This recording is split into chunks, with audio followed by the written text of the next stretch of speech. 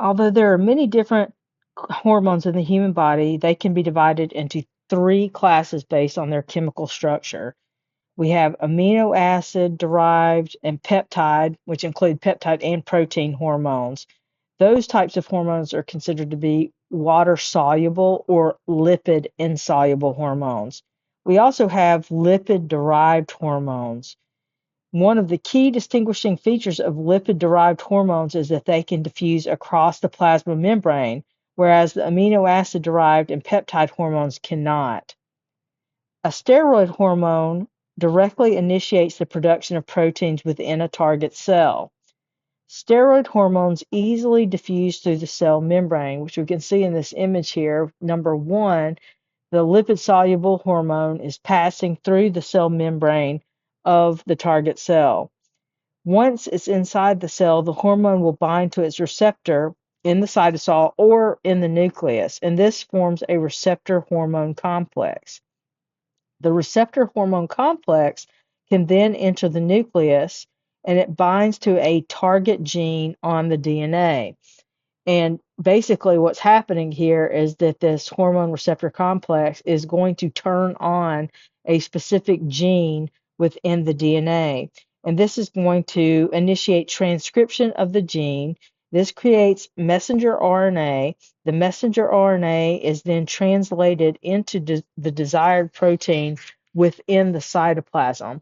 So basically, this lipid-derived hormone can enter into the cell, bind to the receptor within the cytosol or within the nucleus, and this is going to initiate protein synthesis. Either protein synthesis, maybe another hormone is being made, or perhaps an enzyme is being made within the target cell. So that's basically the mechanism of action of a lipid-derived or a lipid-soluble hormone, which includes steroid hormones such as testosterone, progesterone, aldosterone, uh, different androgens, all the adrenal cortex hormones, cortisol, aldosterone, already said, the adrenal androgens, those are all steroid-based hormones. Now let's look at how you could possibly be asked a question about steroid hormones. So here we have a question. It says steroid hormones function by binding to receptor proteins within the blank.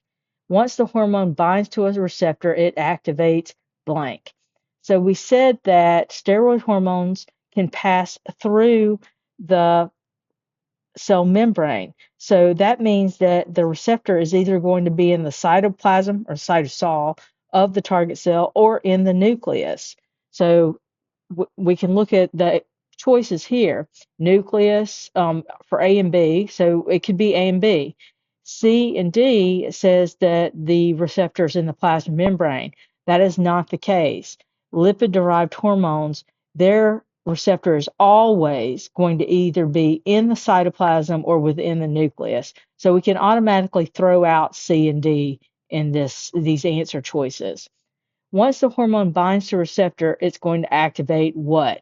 Well, we said that the hormone receptor complex will enter into the nucleus and attach to the DNA. And that's basically turning on a gene or activating a gene. So it looks like B is the answer here. I will go ahead and say, though, for A, a second messengers are always going to be involved with the water soluble or lipid insoluble hormones, which include those amino acid or peptide hormones. So that would not be the case. So the correct answer for this particular question is going to be B.